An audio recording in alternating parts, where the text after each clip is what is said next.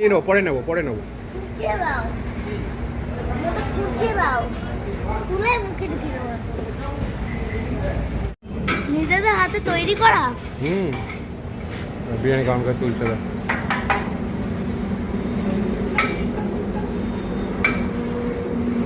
দেখেছিস বিরিয়ানিটা দেখ কি সুন্দর।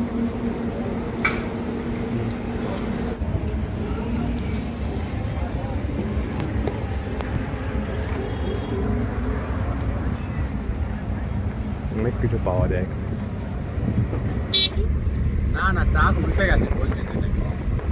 সাদা সাদা গাড়ি চালায়। হ্যাঁ ক্যাব গাড়ি। হ্যাঁ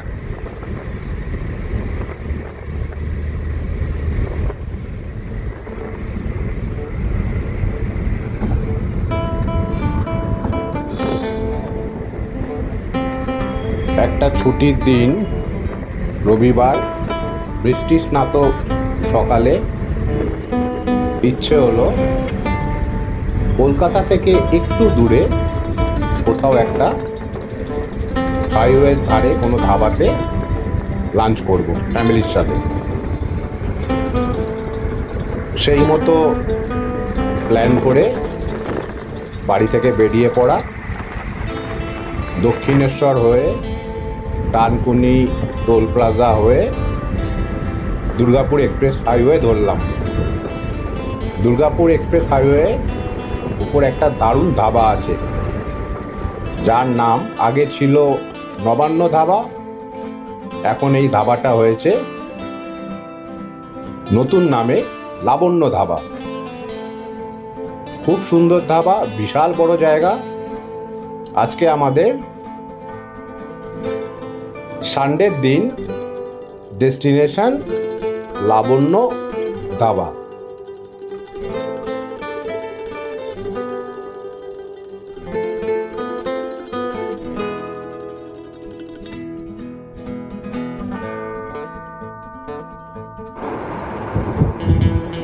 এই ধাবাটা একদম দুর্গাপুর এক্সপ্রেস হাইওয়ের ওপর সিঙ্গুরের যে মোড়, সিঙ্গুর মোড় ক্রস করলেই বাঁ হাতে পড়বে লাবণ্য ধাবা।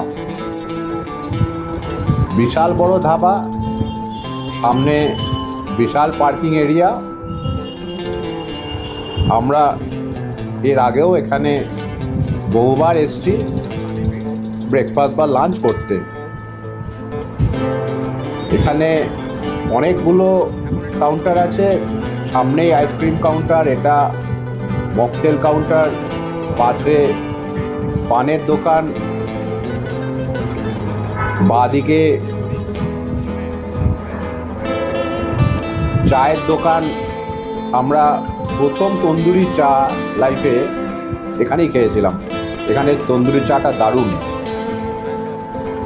ভেতরের জায়গাটাও বিশাল, একসঙ্গে বহু মানুষকে অ্যাকোমোডেট করা যায়।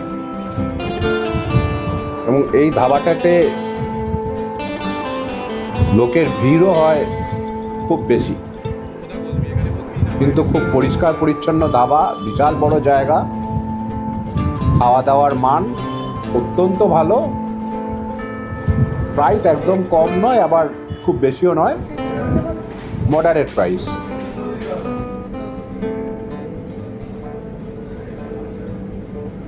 ওইটা থেকে এইটা বেশি।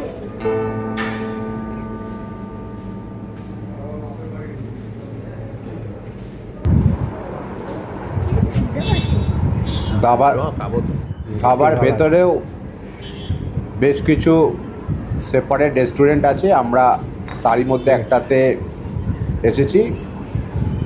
নিয়েছিলাম চিকেন মাংচাও স্যুপ, খাবারগুলো দেবে ফ্রাইড রাইস। ফ্রাইড রাইস খাওয়া হয়ে গেছে।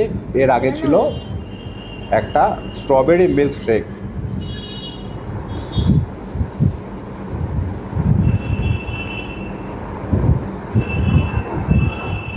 সব মিলিয়ে আমাদের বিল হলো 587।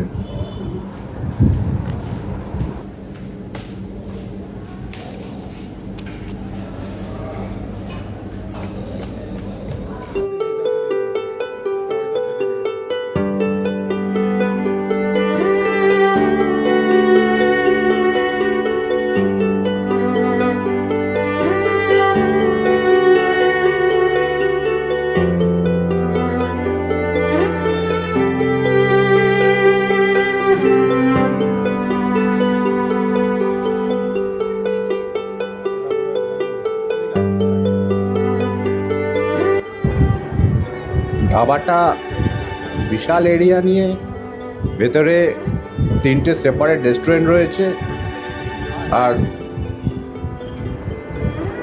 বাইরেও কিছু কাউন্টার রয়েছে, যেমন আইসক্রিম কাউন্টার, মকটেল কাউন্টার, পানের দোকান, ওইদিকে একটা স্ন্যাক্সের শপ রয়েছে।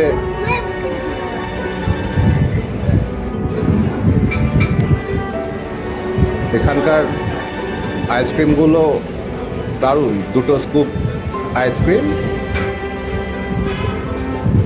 যে কোনো ফ্লেভারেরই, এই 65 মতো চার্জ পড়ে।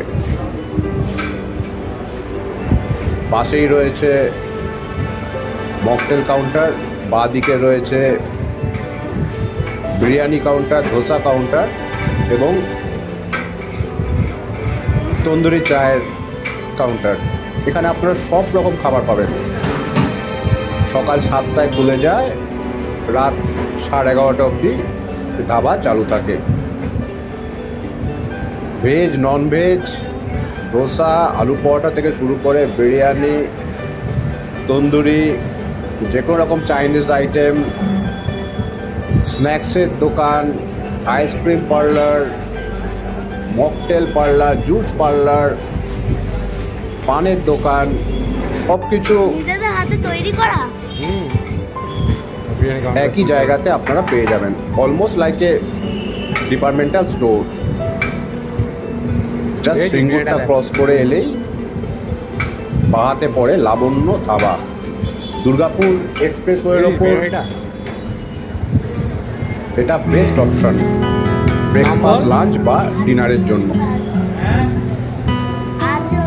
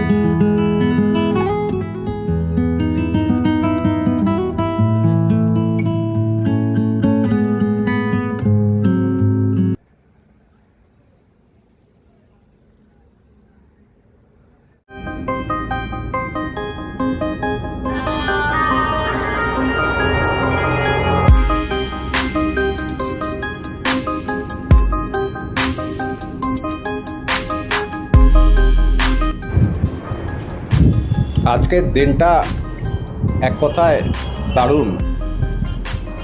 কলকাতায় বৃষ্টি হচ্ছে, এখানে এখনো বৃষ্টি নেই, কিন্তু খুব ঠান্ডা হাওয়া দিচ্ছে। লং ড্রাইভে যাওয়ার জন্য আজকের দিনটা সত্যি বলতে একটা আইডিয়াল দিন। যারা লং ড্রাইভে যেতে ভালোবাসেন, তাই আমরা প্ল্যান করেছিলাম যে কলকাতা থেকে বেরিয়ে কোনো একটা ধাবায় এসে আজকে কিছুটা সময় কাটাবো, সাথে লাঞ্চও করব। এখন আমরা ফিরে যাচ্ছি, ব্যাক করে যাচ্ছি কলকাতায়। সিঙ্গুর ক্রস করে আমরা বেরিয়ে এলাম। এই প্রসঙ্গে বলে রাখি, এখন কিন্তু দুর্গাপুর এক্সপ্রেসওয়ে রাস্তা দারুণ হয়ে গেছে। আগে যেমন ডানকুনি টোল প্লাজা থেকে ওই নিবেদিতা সেতু মানে দক্ষিণেশ্বরে এন্ট্রান্স নিতে গেলে অবধি যেতে প্রায় 1 ঘন্টা লেগে যেত, কেননা মাল্টিপল ক্রসিং থাকতো এবং ওই রাস্তায় ট্রাক বা লরির জন্য খুব জ্যাম হতো। কিন্তু এখন সেই অসুবিধা নেই, আমরা এই কথা বলতে বলতে ডানকুনি টোল প্লাজায় পৌঁছে গেলাম। ডানকুনি টোল প্লাজার চার্জ হচ্ছে ছোটো গাড়ির জন্য 100 রুপিস। যাওয়ার সময় 100 টাকা লেগেছিল, ব্যাক করার সময় লাগলো 50 রুপিস, যেহেতু আমরা 24 আওয়ার্সের মধ্যেই ব্যাক করে এসেছিলাম। এই টোল প্লাজাটা ক্রস করলেই এখন আর সামনে যে সিগন্যালগুলো পড়তো আগে, যেটার জন্য মেন অসুবিধাটা হতো, সেটা এখন আর হয় না, বিকজ এখানে একটা ওভারব্রিজ হয়ে গেছে, যাতে সিগন্যাল এবং ক্রসিংগুলোকে বাইপাস করে চলে যাওয়া যায়। একটা ওভারব্রিজ, এই ওভারব্রিজ থেকে নেমে সামনে আরেকটা ওভারব্রিজ পড়বে, দুটো ওভারব্রিজ ক্রস করেই একটু সামনে এগিয়ে লেফট টার্নটা নিলেই ওটা সোজা চলে যাচ্ছে নিবেদিতা টোল ব্রিজে। ওখান থেকে নিবেদিতা টোল ক্রস করে দক্ষিণেশ্বর বা বিটি রোড হয়ে কলকাতায় ঢুকতে হবে।